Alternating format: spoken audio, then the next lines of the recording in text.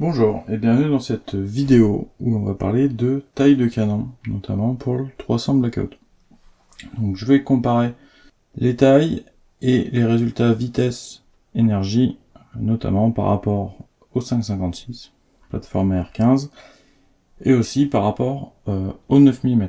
Donc c'est tout l'intérêt des canons courts en 300 Blackout de pouvoir remplacer ce genre de choses par exemple. Donc, pour ceux qui ne le sauraient pas, ou qui n'ont pas envie de le savoir, la taille, ça a son importance, et notamment sur les performances. Donc ça, c'est ce qu'on va voir ici. On verra dans une autre vidéo que ça aussi, la taille du canon a son importance sur le recul et la fiabilité, en tout cas sur de la semi-auto.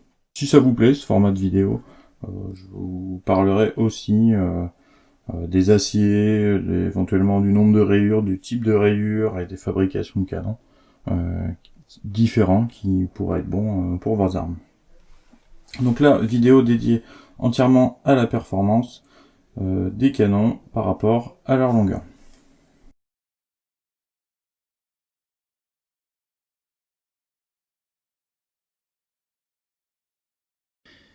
Et de mettre ça en rapport avec du 223 556, donc soit en 55 grains, soit en 62 grains. Donc je vais prendre comme base de référence pour le 300 Blackout du 110 grammes. Donc c'est des valeurs moyennes, ça changera forcément en fonction des constructeurs de canons, de cartouches. Voilà, c'est plutôt pour vous donner un ordre d'idée de l'impact de la longueur des canons sur les résultats en vitesse et en énergie surtout. Donc on va commencer par le cas un petit peu plus différent. Si en France vous voulez rester en réglementation de catégorie C, actuellement il vous faut un canon de plus de 45 cm. Donc souvent dans le marché vous allez trouver des canons de 18 pouces ou 20 pouces. Donc ça peut être intéressant effectivement si vous voulez un peu de vitesse et une énergie suffisante, même peut-être éventuellement pour faire de la chasse. On n'est pas loin d'une 30-30. Donc pourquoi pas. Vous allez arriver autour de 2000 joules, ce qui reste correct à courte distance, surtout dans des canons assez courts. Donc pour info, 2000 joules, c'est une valeur qui est assez difficile à atteindre en 223, donc c'est l'équivalent d'un canon de plus de 24 pouces, soit 61 cm. Donc on voit que ça peut être un calibre costaud aussi, le 300 Blackout. Effectivement, si on met ça dans un canon assez long pour ce que c'est. Après 20 pouces, pas très long, effectivement, pour un canon de chasse. Donc pour comparer, si on prend du 20 pouces sur le 5,56, un canon de 51 cm, on va être autour de 1800 joules. Donc là, que ce soit du 55 grains ou du 62 grains, on est quasiment autour de 1800 joules. Pour avoir le même effet sur du 300 Blackout, on voit que c'est là que ça commence à être intéressant. Il suffirait d'avoir un canon de 14 pouces. Donc c'est pour ça aussi que vous allez avoir maintenant pas mal de fabricants et de poudre qui vont baser leur table sur des canons de 14 pouces ou 36 cm. Donc la valeur commence à être pas mal. On peut même descendre un petit peu sans perdre trop d'énergie. Donc par exemple sur du 12 pouces ou 30 cm de canon, on va avoir une vitesse proche des 700 mètres secondes et une énergie de 1700 joules approximativement. Pour retrouver ces 1700 joules, on voit que sur du 62 grains, il vous faut un canon de 16 pouces. Et idem pour le 55 grains. Donc là, ça fait quand même une belle différence de taille. On voit que c'est là que le 300 Blackout commence à prendre vraiment de l'intérêt, c'est sur ces canons courts. Si on compare maintenant avec les canons les plus courts qu'on trouve en général sur du 5,56, c'est du 11 pouces, 11,5. Donc là, on est toujours sur des vitesses élevées, mais on va perdre pas mal en énergie. Donc on va se trouver autour de 1300 joules. Donc là, en 55 grammes, 11 pouces. Pour avoir à peu près autant d'énergie, on va tomber sur du 12 pouces en 62 grains. Et là où il y a une grosse différence, c'est que pour avoir cette énergie en 300 blackout, il vous suffit en gros d'avoir un canon de 7 pouces et demi. Donc ce qui est quand même assez court. Ça fait 18 cm en comptant la chambre. Donc en plus, si on enlève 2-3 cm de balles, ça vous fait pas grand. On est plus sur de l'ordre d'un canon de revolver que d'un fusil ou une carabine.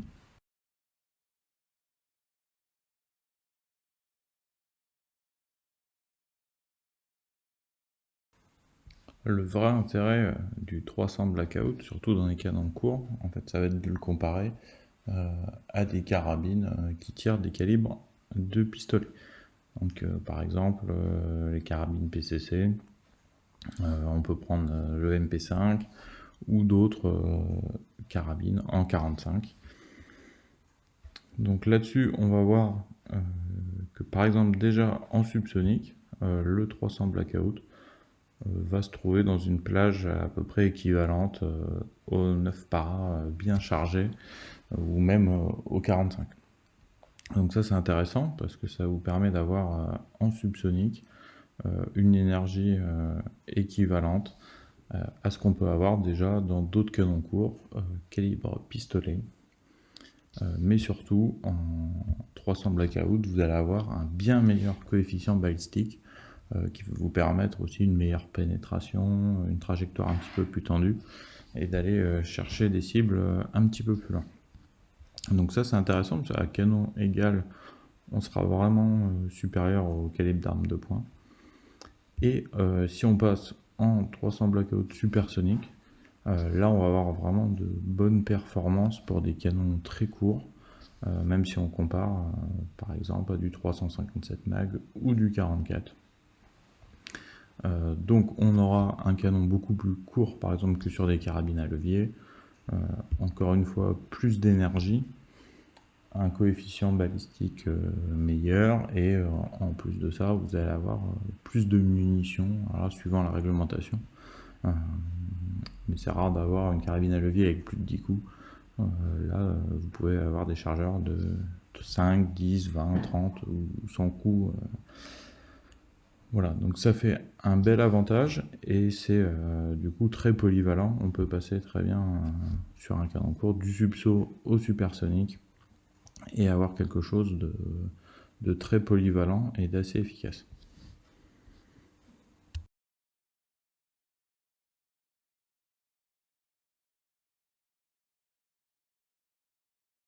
J'ai repris les grandes longueurs standards de fabricants de canons.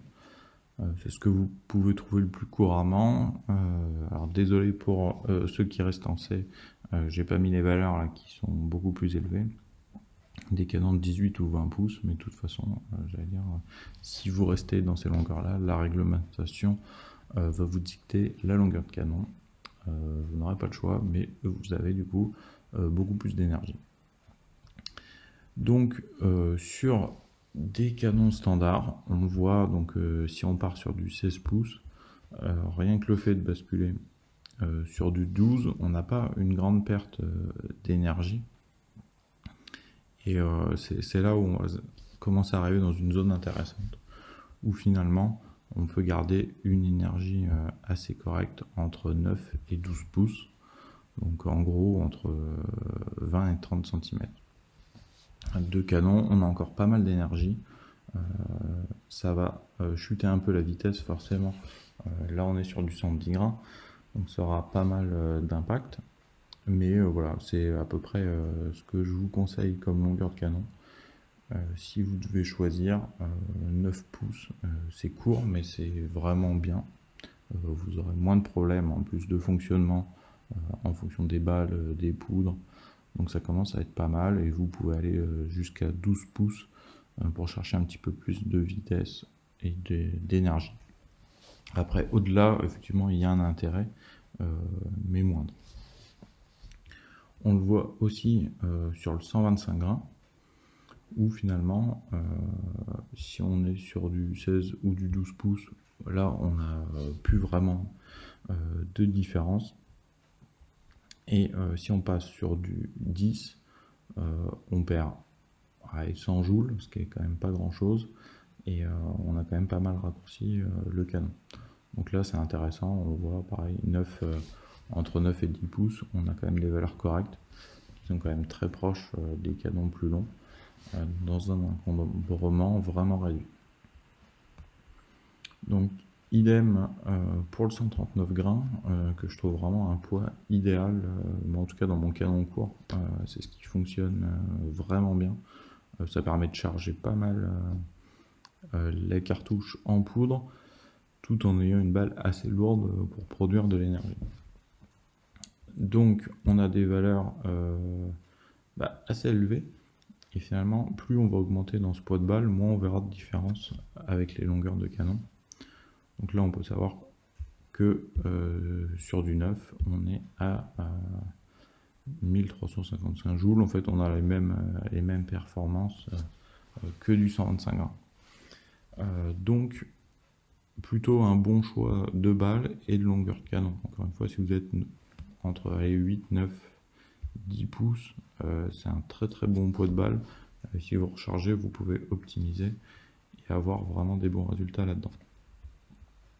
On le voit aussi, donc là avec le 155 grains, on a encore des résultats assez corrects. Même si le poids là commence à être un peu plus élevé, on va quand même pas mal perdre en vitesse. Et petite note sur le subsonique, donc là si on passe en 220 grains, vous allez avoir avec des cartouches du commerce une perte de vitesse dans des canons très courts, donc forcément une perte d'énergie. Si vous rechargez, c'est pas le cas, c'est là où c'est extrêmement intéressant, parce que quand vous rechargez vos cartouches, vous pouvez les optimiser avec une poudre un petit peu plus vive, et du coup vous pouvez très bien avoir la même vitesse dans un canon extrêmement court, même de 5 pouces, et avoir autant d'énergie. Donc là, j'allais dire, c'est vraiment pour vous donner l'ordre d'idée sur des cartouches manufacturées. Mais en rechargeant, il n'y a pas de problème sur le subsonique.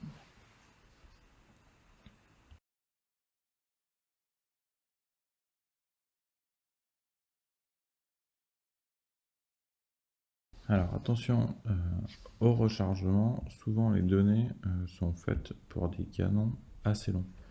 Au départ, c'était quasiment des canons de 16 pouces partout, ce que à peu près personne n'achète.